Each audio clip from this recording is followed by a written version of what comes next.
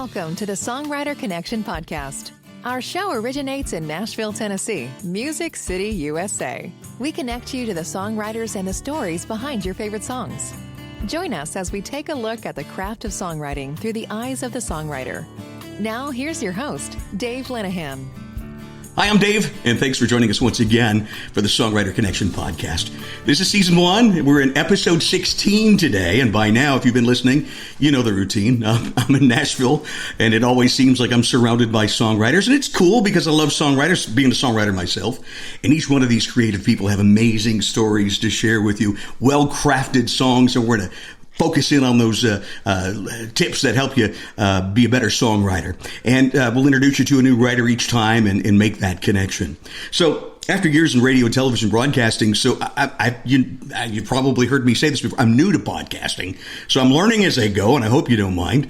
The original plan, as we started in February, was to do 26 shows, release them every other Tuesday through the end of October. That would have given us 26 shows in season 1. But things just evolve and change, and you go with the flow. I never expected to have so many great songwriters, line up to be on the show. And I'm just overwhelmed by that and just extremely happy about that. And about it must have been episode 4 or 5, we just decided to just release them every week. And we've been doing that. But I have another idea. And here's where I need your help. I'm thinking, get 20 in the can. I work about 5 weeks ahead.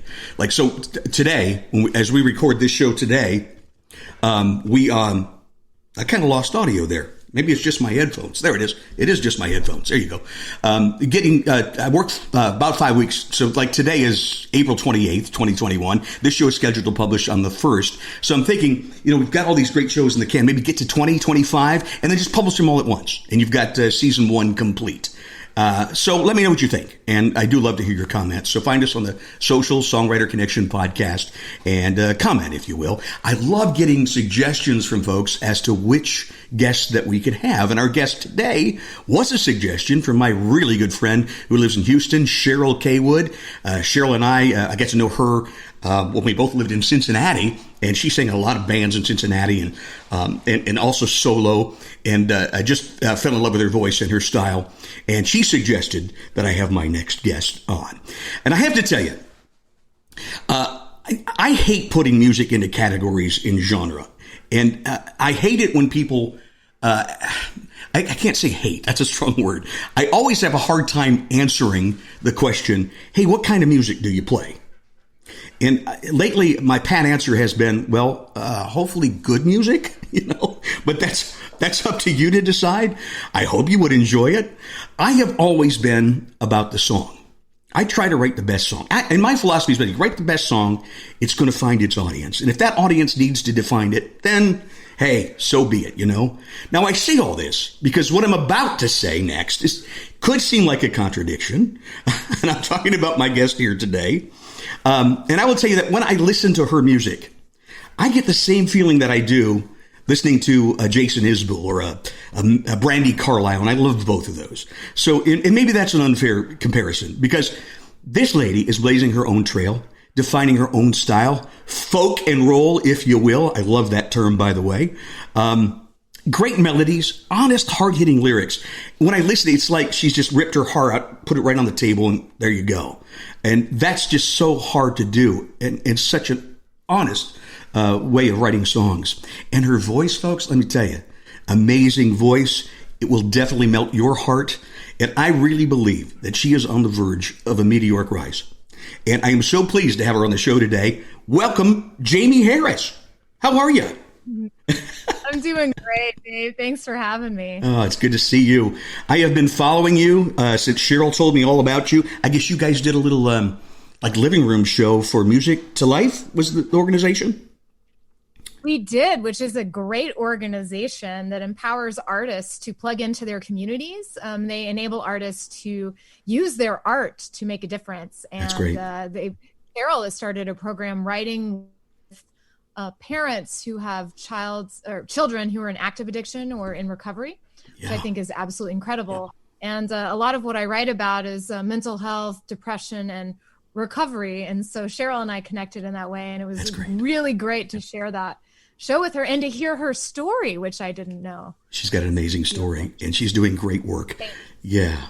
Let me ask you, folk and roll, is that your term? Has that been out there? That's my term, although I have discovered that I think there have been some records in previous decades titled folk and roll. I just felt like it was the best way to describe what I do, because at the heart, I feel like a folk singer. I love Woody Guthrie.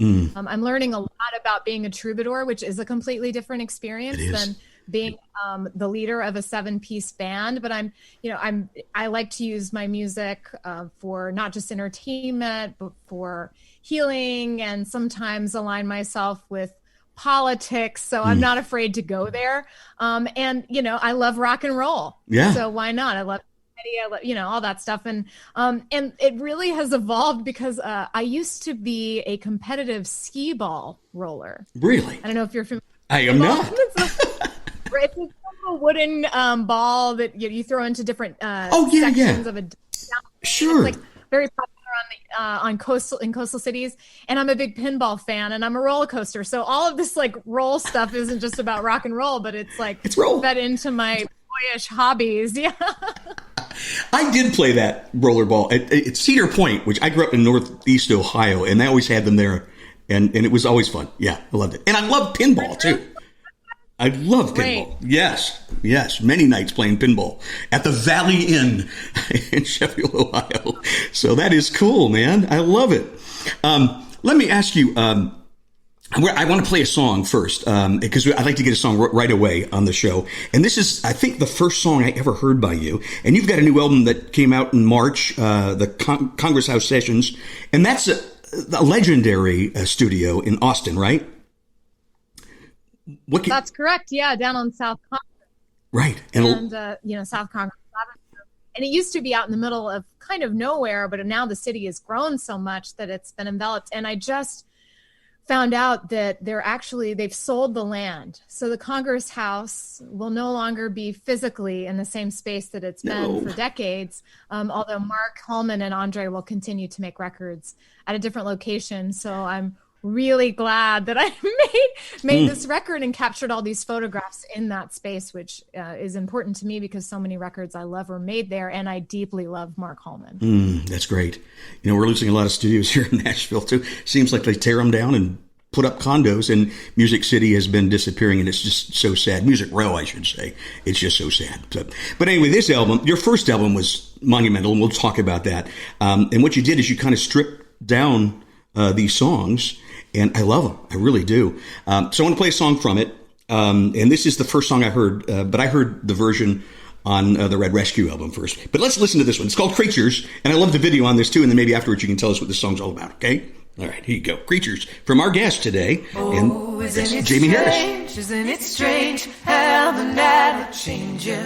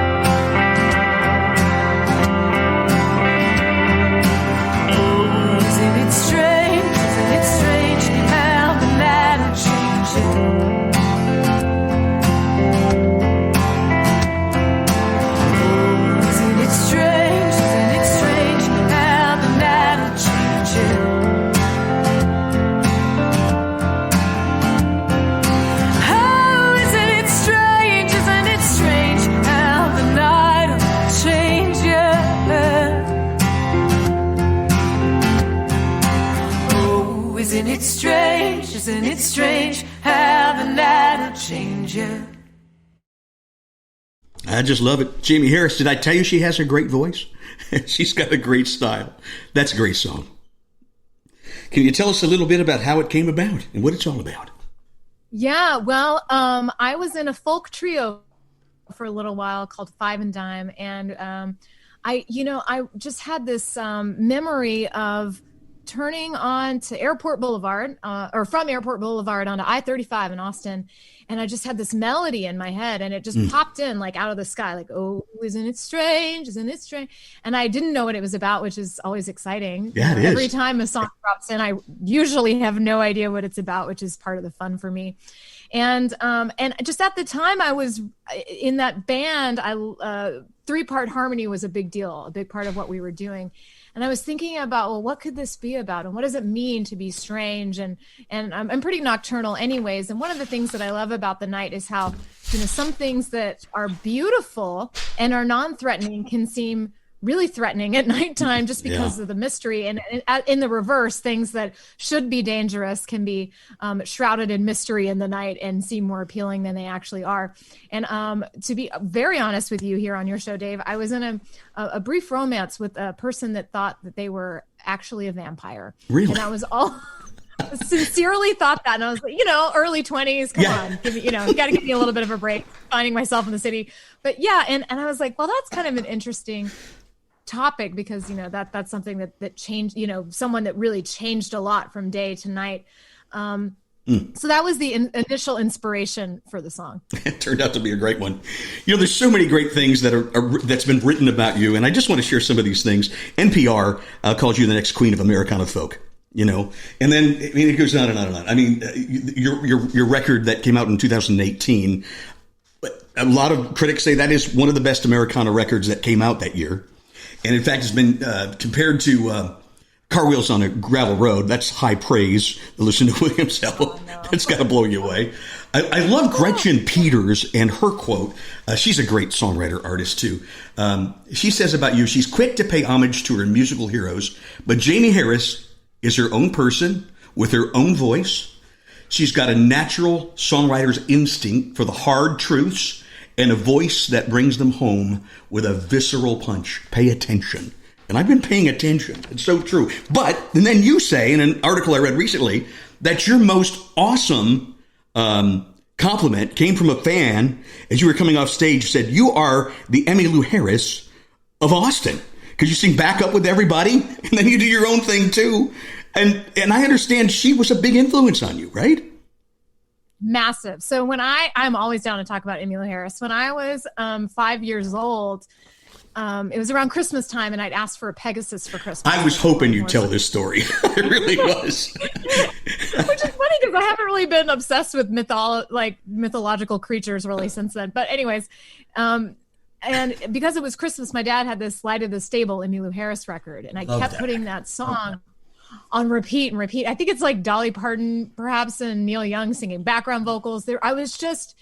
I couldn't get enough of that song, and so that was the year that my parents really noticed I was interested in music and got me my first guitar. Since a Pegasus was kind of out of the question, They were like, is there anything else you possibly want? I was making promises at kindergarten recess, like we're going to fly around in a Pegasus gang. It's going to be great. Oh, yeah. But, so that certainly was, had Emmylou's voice, and something about that style of music really took me in. And, even later in life, I got to go to the first Austin City Limits Music Festival that they had. And in one day, I got to see Patty Griffin, James McMurtry, Buddy Miller, Julie Miller, and Emmylou Harris play. Oh my God. And that had a massive influence on me. Yeah. And Julie Miller, too, being on stage with Emmylou Harris, I knew from my grandmother, who went to church with Julie Miller's mother, that Julie had spent a lot of time in Waco. So seeing someone from Waco is sharing the stage with Emmylou Harris, blew my mind and made it seem possible to me that this was an achievable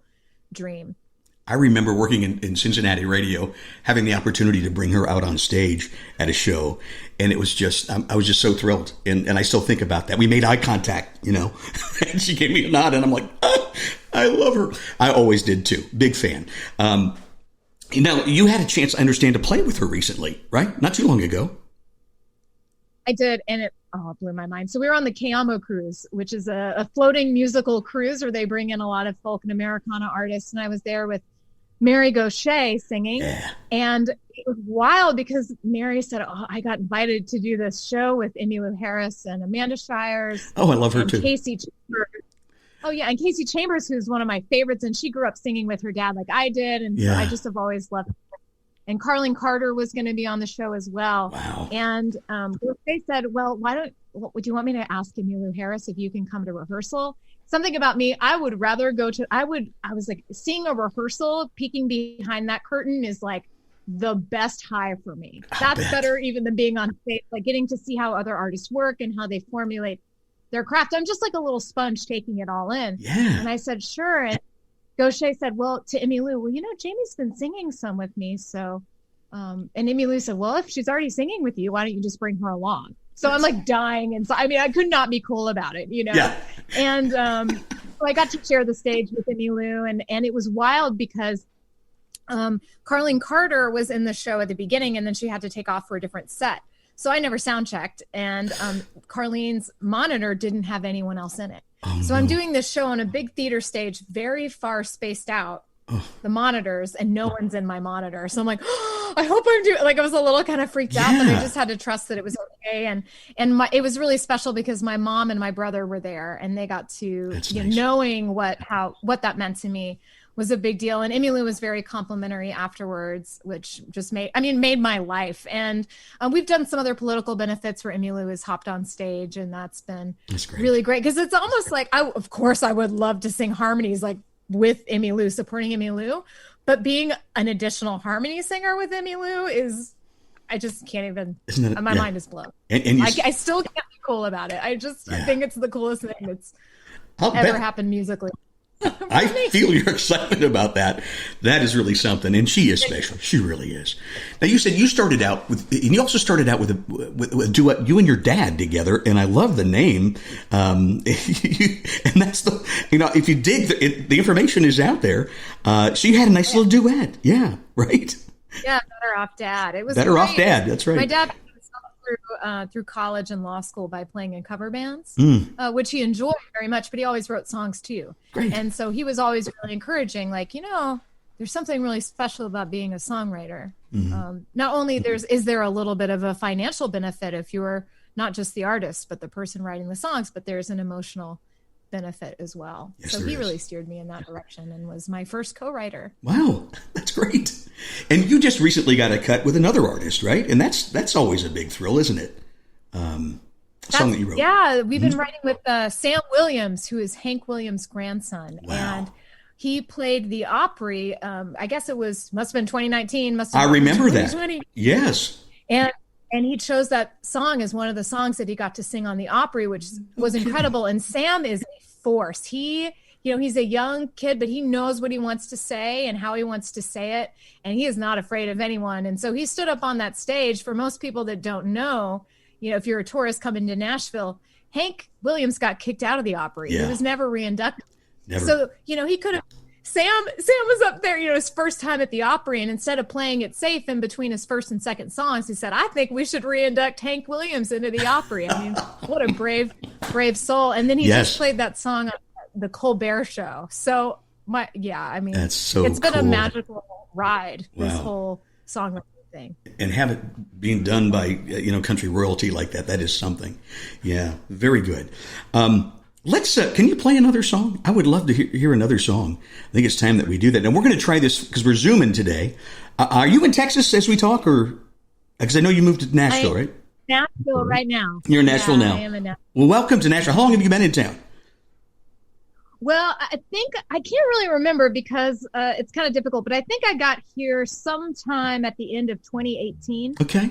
And but pretty much once I quit my day job, I was on the road full time, opening for and singing with Mary Gaucher. Yeah. And then after that happened, the pandemic stopped us in our tracks. So I've just been here. So I still haven't really gotten a feel for Nashville quite yet. I have to tell you, I've been watching your Sunday streams on Facebook, you and Mary, and you're great. And I also saw the show you did, the live stream you did from the Mucky Duck in Houston, which I understand I've not been to Houston, but I understand that's like the premier songwriter nightclub, right? That's the place. Rusty and Teresa are just diamonds, and they've helped build a lot of artists' careers. Mm-hmm. They were really, really great. Hayes Carl helped build him up, and Hayes Carl, Greg Trooper and Hayes Carl. Yeah. He started out in Houston and playing the Duck, and right now they're really supportive of another co-writer friend of mine named Pat Byrne, who moved to Texas a few years ago. He won the Irish version of The Voice. So if you can imagine being in Ireland, none of those Irish folks can sing. Only the best voices in the world are all in Ireland. Irish tenors and things. Yeah, exactly. And that's an Irish pub, right? The Monkey Duck. It is. I love that. Is. Yeah, they have a big party on St. Patrick's Day. They have Irish food. It's a great hang. We got a cool place here in Nashville. If you haven't been yet, you should go to McNamara's. Have you been there? McNamara's? It's in Donaldson. Neat place. Nice Irish pub. I go there a lot. My name is Lenahan. It's Irish. So, are you ready? I know you got to do some switching, and I might echo, but it's worth it. It's worth it. There you go. There you go.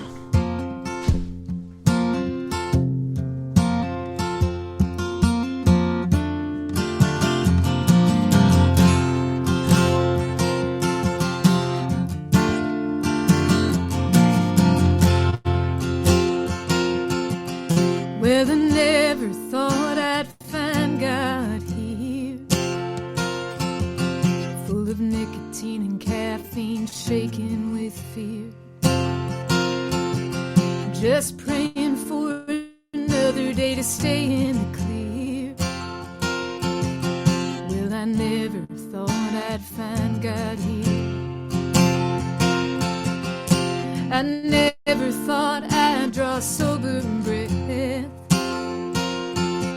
I always thought I'd be a wreck.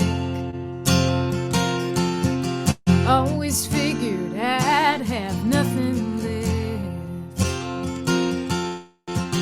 Well, I never thought I'd draw sober breath.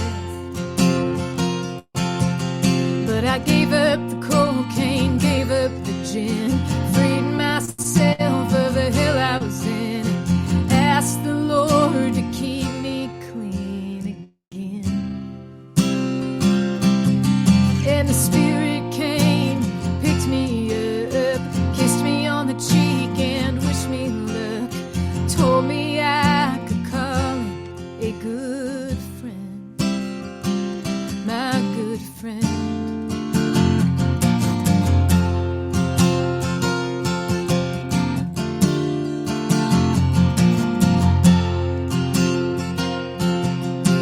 I never thought that I'd move on.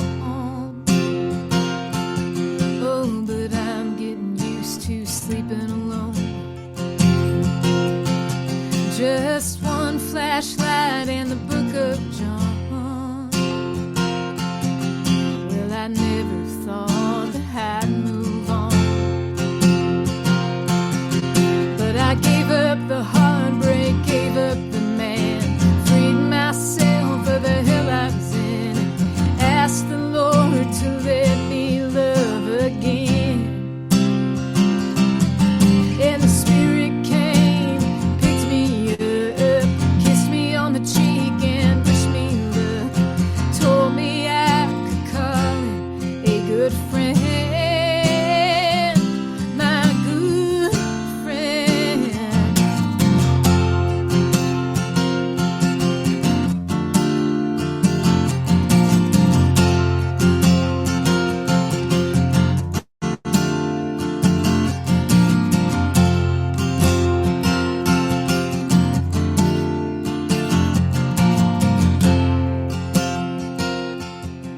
Well, I never thought I could be free after all those nights in the DOC. I'm thankful God's forgiven me, 'cause I never thought I could be free. But I gave up the cocaine, gave up the gin, freed myself of the hell I was in, asked the Lord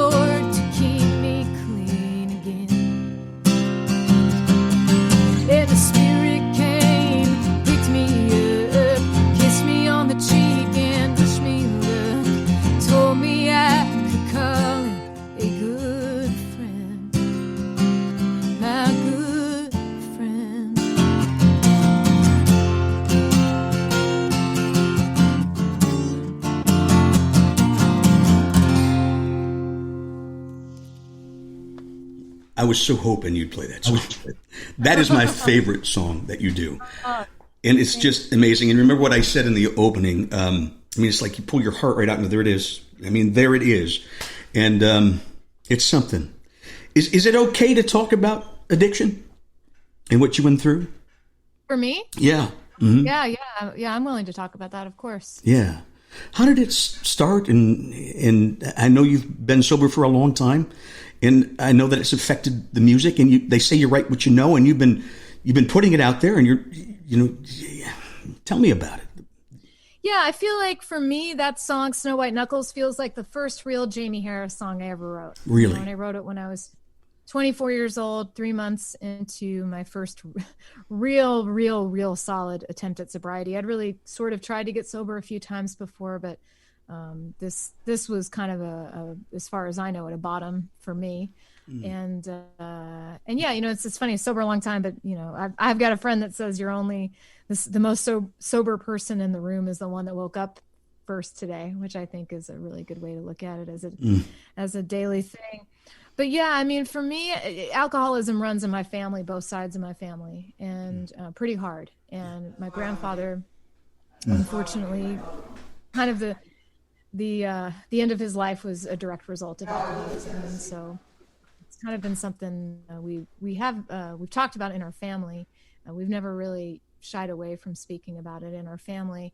But for me, it felt like once I grew up in Waco, which is it kind of tries to fight Nashville as being the buckle belt of the Bible, or the buckle of the Bible belt. Yeah, the buckle. And so for me, right? Yeah. So for me, it was like very cool to be a good kid. It was cool to not go to parties. It was cool to be involved in the church and all of that. And I was afraid of alcohol because of, how it had affected my family.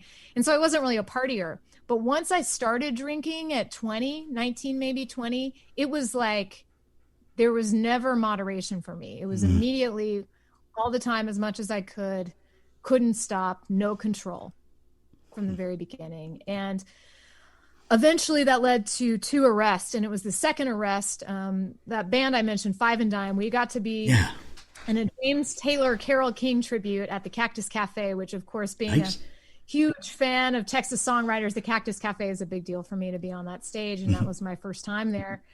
Or you know what, I'd sung there as a harmony singer, but that was the first time I was really there, like on my own, kind of in my own project, which felt really exciting. And that night I got to meet Betty Sue, who is a songwriter that I fell in love with at a tribute show I attended when I first moved to Austin. And I didn't know anything about Will Sexton, who had a stroke. There was a benefit for him, but I knew that Patty Griffin and Jimmy LaFave were playing that benefit. And so I bussed on the street for a few days to get in with my friend. Oh, that's cool. And that's the first time I saw Betty Sue. And I just was really drawn to her songwriting and her voice and her spirit, all of it. And so to share the stage with her that night too was really special for me. And that night I went to jail, and I didn't come out until several days later. I thought I was going to be in jail for a year, but somebody brought me out. And initially, actually being in jail seemed like the easiest thing to do. It seemed like, I don't know how I'm going to survive without drinking on my own. Which of course I don't believe you survive drinking without your own. I think it's done with the help of a lot of people. At least in my case, that's been my experience. But I was just terrified. And I got a phone call from Betty Sue, or a text, I guess, when I got out of jail, that asked if I would open a show for her a few months down the line. That's great. And as crazy as it may seem, and as selfish as it may seem or even be, the destruction I had caused in my family and my life with my jobs, getting fired and all of that, like there was something about that wasn't a bottom for me. But to lose music, I couldn't bear that. And that really sparked my willingness to get sober. And at the time, there was this great coffee shop / venue that had a gospel brunch every Sunday. And it was really close to a recovery hang. And I started realizing that a lot of musicians I met right before I got sober were in recovery. And I think you weren't the only one. Miraculously, found kindred spirits there, didn't you? Yeah. Yeah. Exactly. Yeah. I read about that. I started playing that song across the lunch. Yeah. Yeah. Wow. God, that's something. Now, you mentioned Jimmy LaFave, and I know he was a big influence on you and your career too. And he was kind of a mentor. He brought you along, right? And Absolutely. And I bet you still miss him today. He tragically he passed just a couple years ago.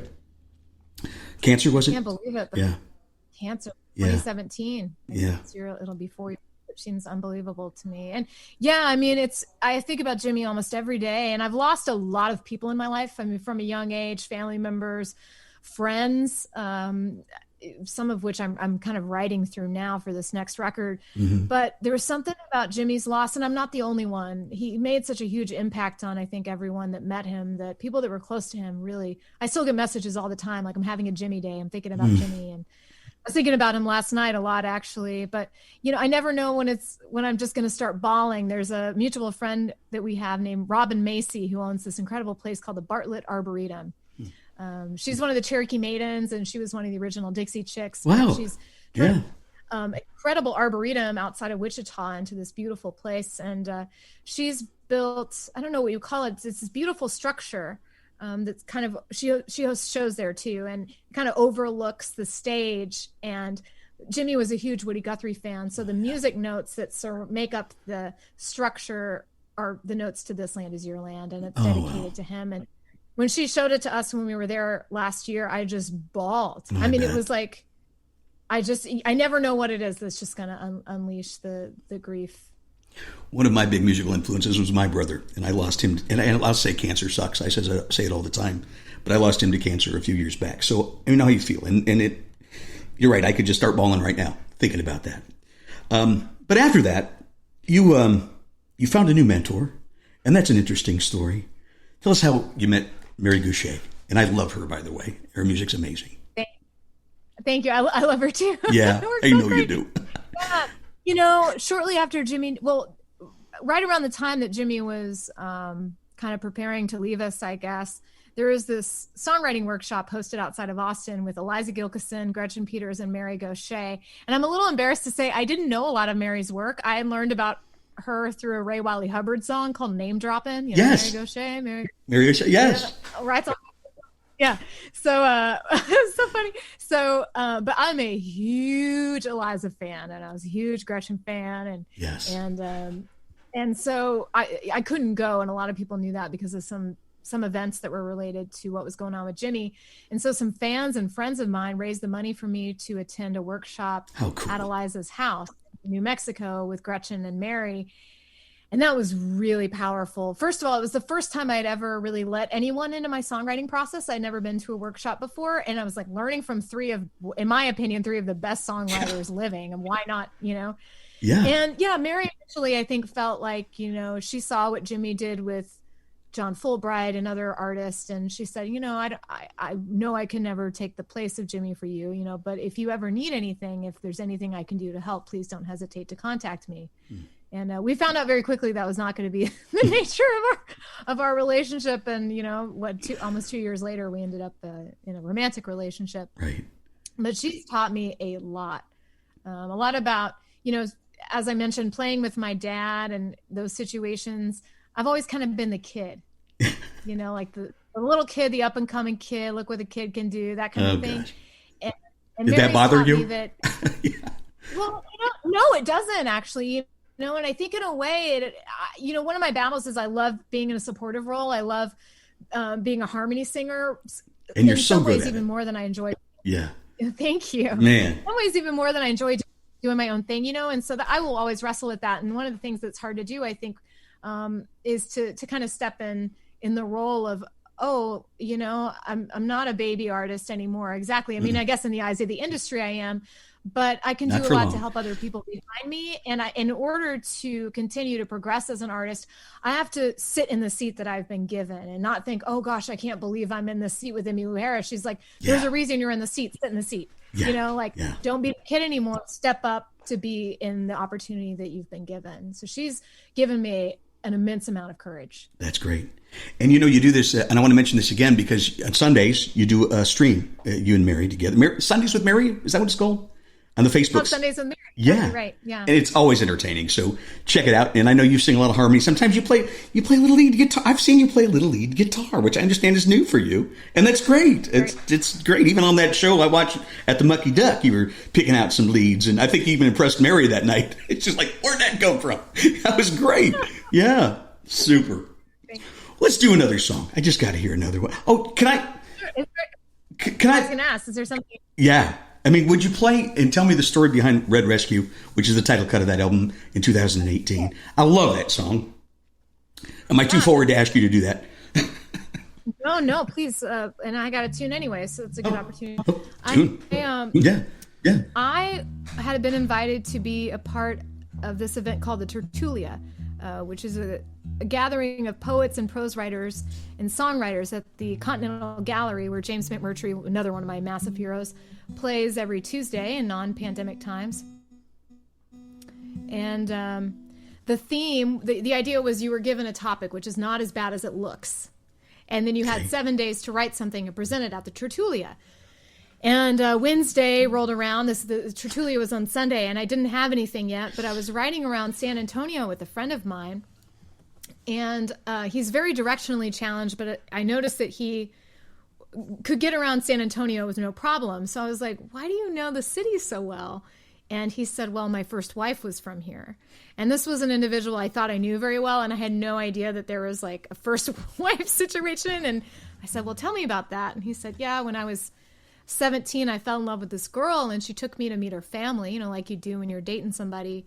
And he said when he walked into the house, that everything that could possibly be red was red. So like the walls were red, the floor, the table, the dishcloth, like everything.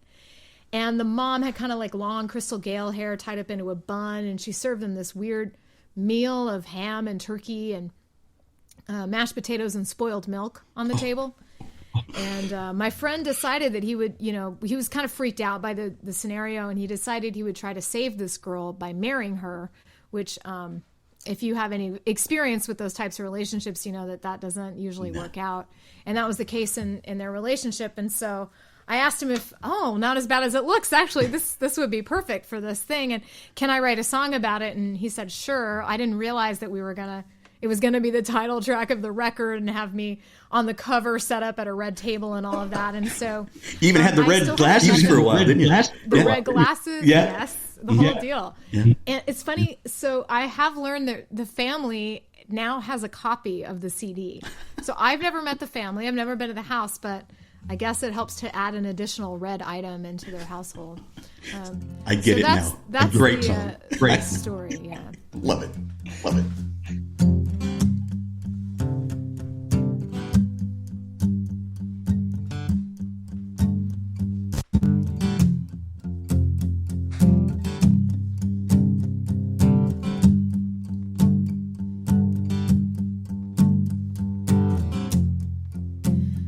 Was a darkness in that house. I felt it chill my bones. Saw your mother at the kitchen table, just sitting there, arms crossed. I did a line to make it through the night. I did a line to suppress my appetite.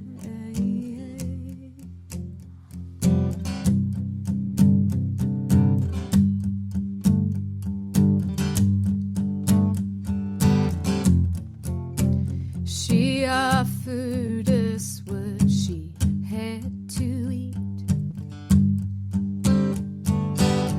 Guess she'd been holding on to all of those holiday meats.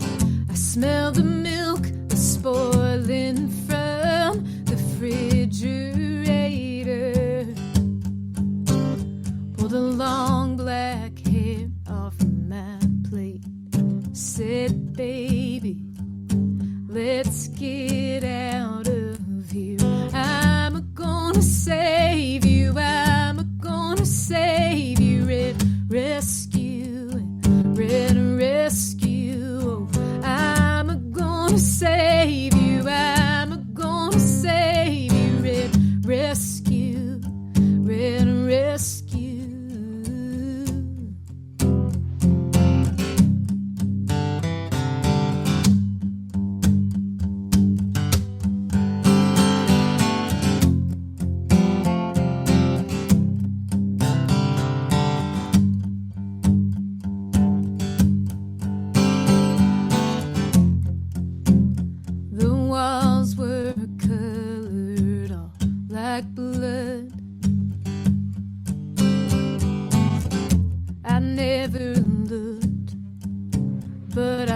there. There must have been a dungeon. I saw your brother there, sleeping on the couch. Don't think he's moved since, don't think he'll ever get out. Oh, I'm gonna save you, I'm gonna save you, rescue it, rescue. Oh, I'm gonna save you, I'm gonna save you, rescue, rescue. Save you, I'm gonna save you, rescue, rescue. Oh, I'm gonna save you, I'm gonna save you.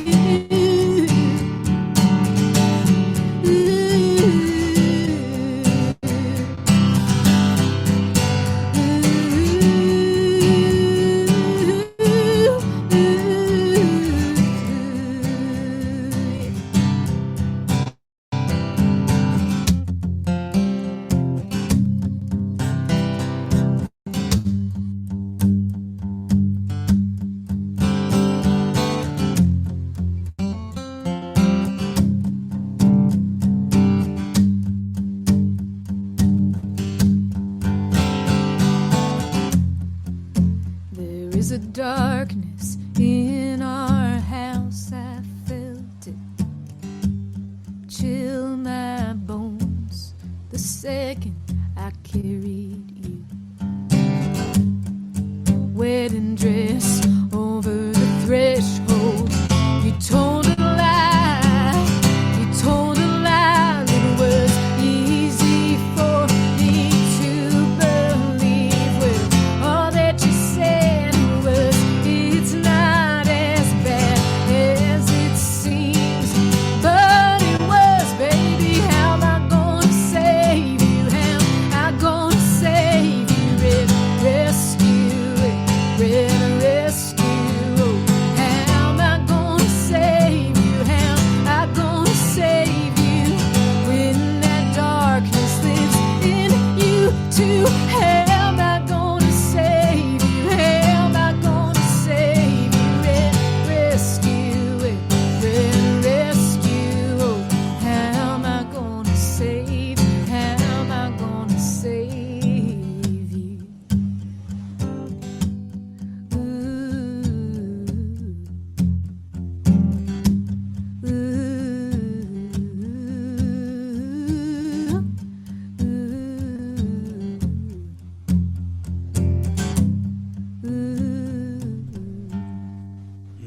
Wow. Wow. I will never hear that song the same way. It's good to have the story. It's good to have the backstory. So the spilled milk, You know, the it's funny. spoiled milk and stuff. Yeah. Yeah. Yeah, some people want to know and some people don't. Yeah. Before I say what I'm going to say next, I have to tell you a story. A few weeks back on the show, we had cousin Eddie Heinzelman. I don't know if you're familiar with him. He plays guitar for Radley Foster, and he's got a few great records of his own. Plays in Texas a lot. And he worked with Mary on that Soldier project that got her nominated for the Grammy. And he got to sit in the round with her at the Bluebird, and they were playing songs. And he went up to Mary after the show, and he said, "Mary, every time I hear you, you make me cuss." And I guess it took her back a little bit. And she goes, "Well, what do you mean?" He said, "Well, you play a song, and I hear it, and I just go, 'Damn it, Mary.'" You know?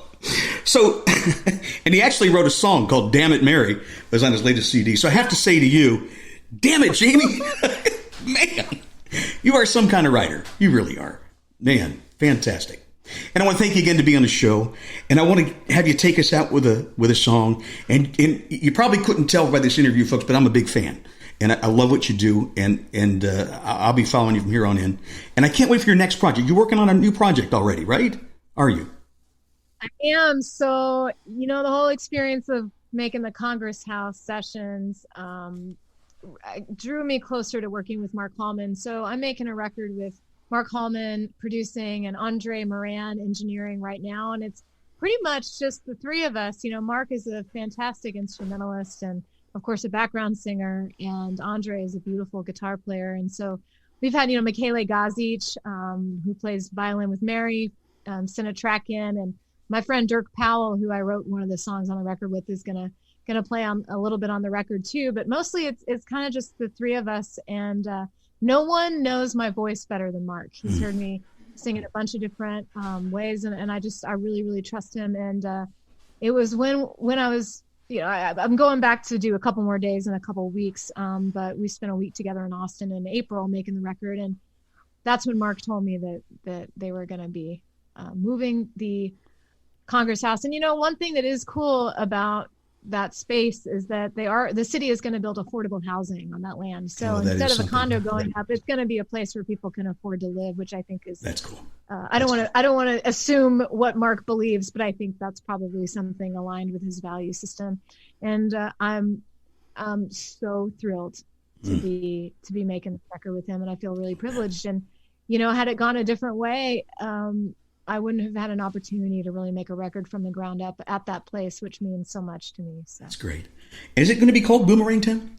Is that the name of the record, or just new song? We don't know. I think so. Where I'm at in the process right now is I'm just trying to keep my focus on making the songs the best that they can possibly be. But I do have a feeling it's going to be called Boomerang Town. Cool. Normally when I can start visualizing with Red Rescue, it wasn't until 2 years into the record that I knew it was going to be called Red Rescue. Yeah. But with this one, it was almost like, there's some turning points. I remember when I wrote this song called The Fair and Dark Haired Lad, which is written with Dirk Powell and a woman named Katrine Noel. That's when I knew the spotlight was starting to shine on the collection of songs. And I went, I know what I know what this next record is going to be about. And that was a couple of years ago. And I was like, I know it's going to be about grief. And who would have known that in 2020, 2021, we'd be in this position of global grief. Yeah. Terrible. And so, but there was something about when I wrote Boomerang Town that I went, I think that's the title. It's a magical song. Yeah. Why don't you take us out with it? I really appreciate it. Yeah. You're like, yeah. If you don't mind. A little. You got to tune a bit. Yeah, sure. I'm going to a little bit better. Listen, I want to encourage you listening to look up Jaimee Harris. If you're not real familiar, I guarantee you give the records a listen, and they're going to become your favorites. And they're out there. I have to ask you, I'm a vinyl junkie. So are they available on vinyl? Sadly, they're not. They're not yet? Oh, we got to work on it. I think that they will be in the future. I was just not in my folk budget sadly, for either of these two projects. Yeah, it is kind of expensive. I've been looking into that myself. Behind me, I've got a bunch of vinyl records back there too. You might only be able to see the books, but I see the vinyl. Yeah, I want to go. Yeah, so I'm sad that I don't have that, but I do have some collector's edition vinyl, which are two singles recorded live in Santa Cruz with the Need to Know sessions, which has a great roster of other artists that have recorded. Gretchen Peters, I love her. Peter Case, who's one of my ultimate favorite artists. He's done one too. So to do anything that Gretchen and Peter have done makes me feel extra cool. Absolutely. So that's the only thing I have on vinyl. They're little 45s with custom artwork by Lamar Sorrento. Great. All right. Boomerang Town, Jaimee Harris, folks. Yeah.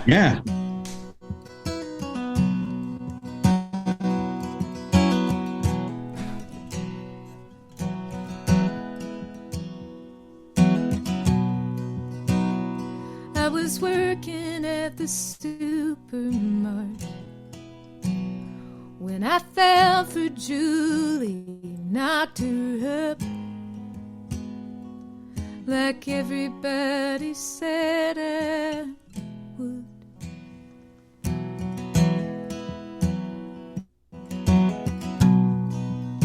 The day I turned 16, I got that job. I couldn't wait to buy a car, save enough, leave this town for good.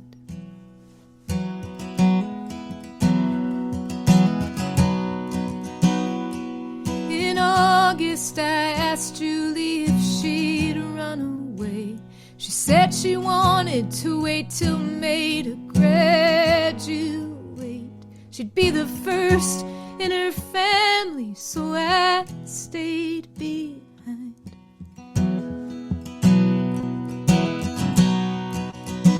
thought she could get a scholarship to college, become a nurse, travel the world, but all that took a back seat when we saw those double lines. As for me, the only dream I've ever had is getting out of this boomerang town. You think you're soaring, you think you're flying, too young to know there's no use trying. You spin in circles, round and around, in this boomerang town. It's a boomerang town.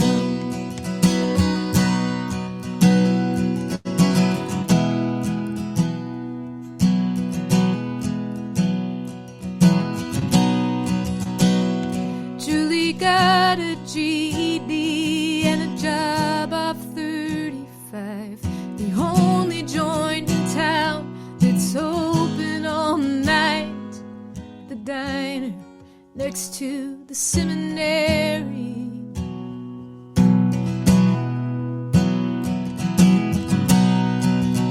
She serves the truckers, the troubadours, the punks, the college kids who trash their booze, all stoned and drunk, who always pay but never tip with daddy's money.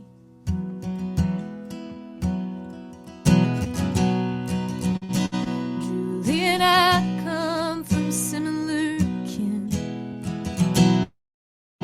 heavy drinkers, quick to anger's fist to skin. They all live and die here.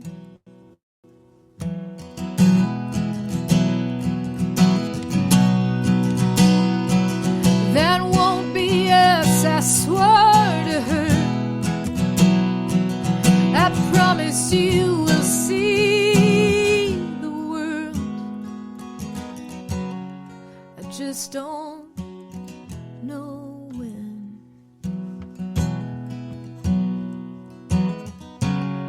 As for me, the only dream I've ever had is getting out of this boomerang town. You think you're soaring, you think you're flying, too young to know there's no use trying. You spin in circles, round and around, in this boomerang town. It's a boomerang town.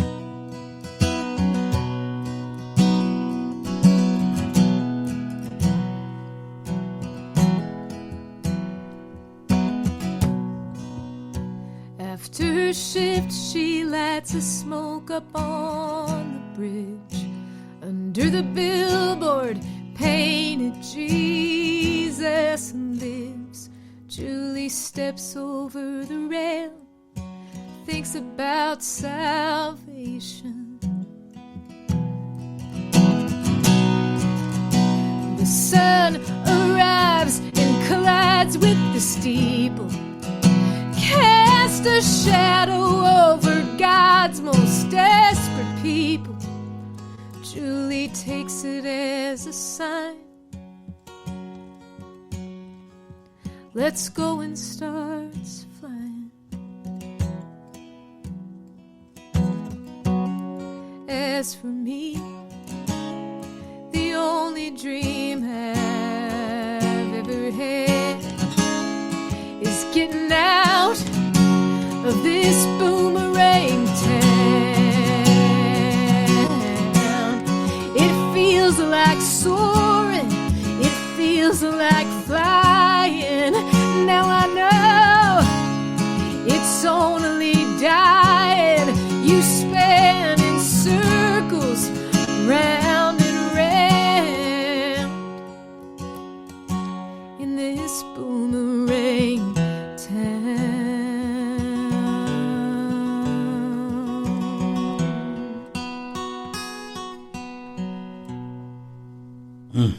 Y'all can say it with me.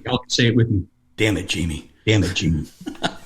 So powerful and so poignant. It's such great imagery. You're a fantastic writer. My wish and my hope for you and Mary is we get through this pandemic, everybody gets their vaccine, and you guys can start touring again so I could come out and see it. It's a selfish wish, but I hope to be able to see you real soon playing out there. I really do. Come see us. We love it. Come hang. Hey, thank you for being on the show. And all the best. Man, appreciate you very much. Join us again next time on the Songwriter Connection. Looking forward to being with you.